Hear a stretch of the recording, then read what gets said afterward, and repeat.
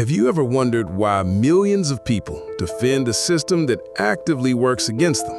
Why workers cheer for billionaires? Why the poor vote for policies that make them poorer? Why so many people protect the very cage they live in? Karl Marx had a name for this. He called it false consciousness. And if you understand it, you'll see why the elite are masters at controlling not just your paycheck, but your mind. Today, I'm going to break it down. How the elite brainwash you, why they need you blind, and most importantly, how you can finally wake up.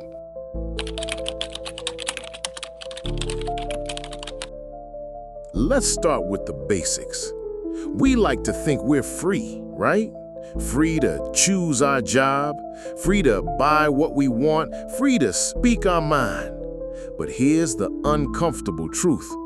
Most of those choices are illusions. You don't get to choose whether you work or not. You have to work or you starve. You don't get to choose whether you pay rent. You have to or you're homeless. That's not freedom. That's coercion dressed up as freedom. Marx called this the invisible cage of capitalism. And false consciousness is the trick that makes you believe the cage doesn't exist. It's the story that says hard work will make you rich. Obey the rules and you'll be rewarded. Your boss knows what's best for you. Sound familiar? These stories are repeated so often that they feel like common sense, but they're not. They're programming.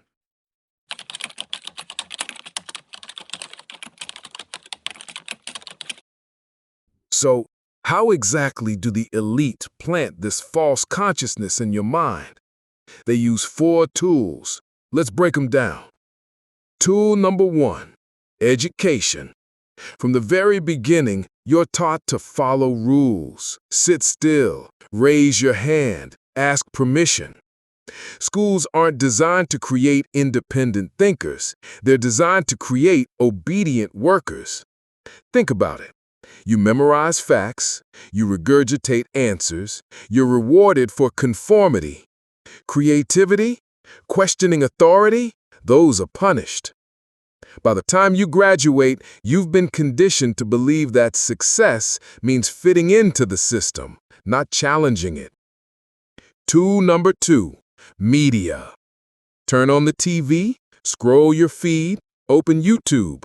What do you see?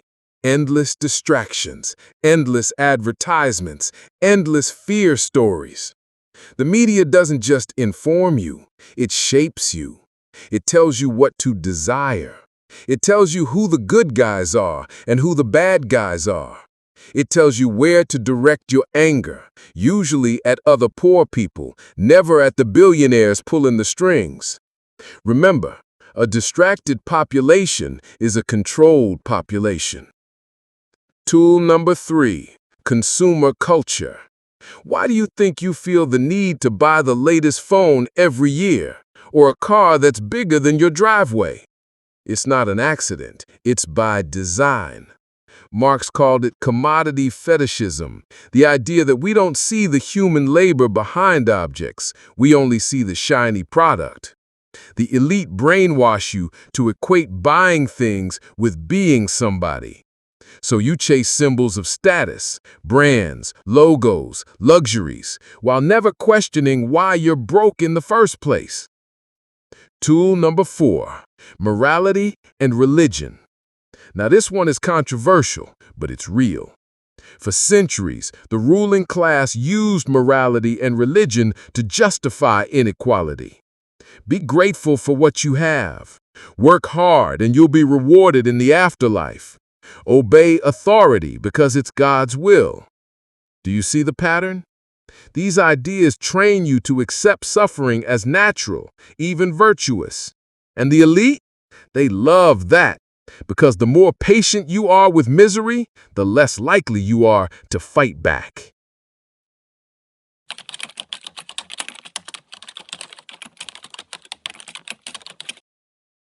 Here's the wildest part. False consciousness doesn't just make you accept your chains, it makes you defend them. Think about how many workers defend billionaires. Oh, he earned it. Oh, if I work hard, I can be like him one day. It's like rooting for the person who's robbing you. Marx said that under capitalism, the worker has nothing to sell but their labor. Yet instead of questioning why the boss takes most of the value, people blame themselves. If they're poor, they say, I must not be working hard enough. If they're drowning in debt, they say, I must have made bad choices. Never do they say, wait a minute, the system is rigged. That's the genius of false consciousness. It turns victims into volunteers.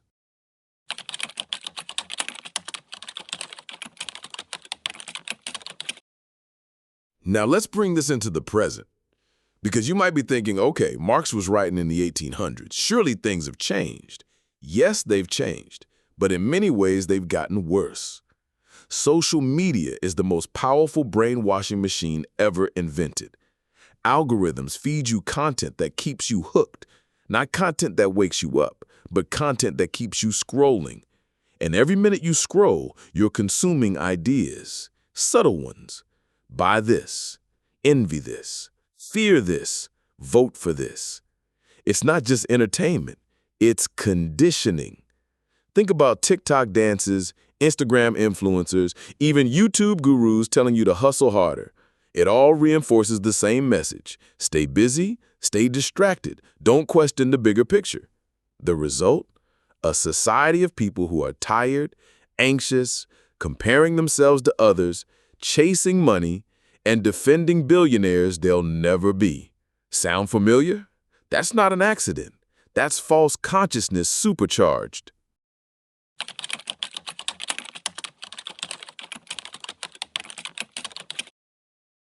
Now, here's the most important part, because understanding the problem is only half the battle.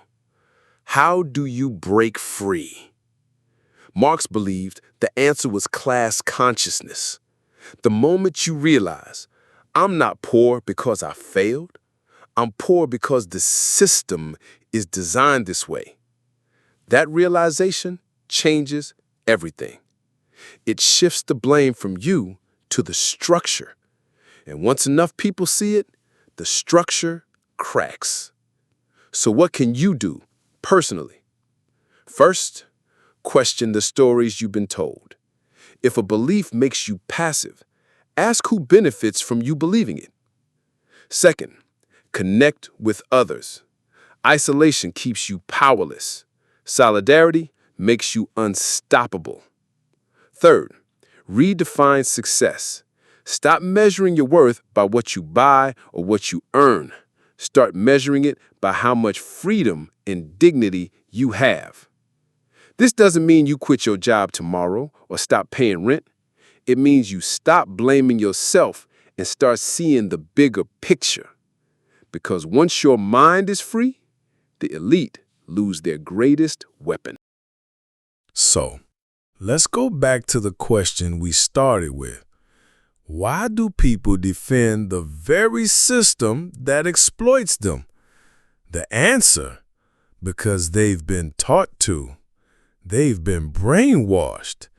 And the elite will keep brainwashing you through schools, through media, through culture, until you stop believing the lies. Marx's message wasn't just about economics.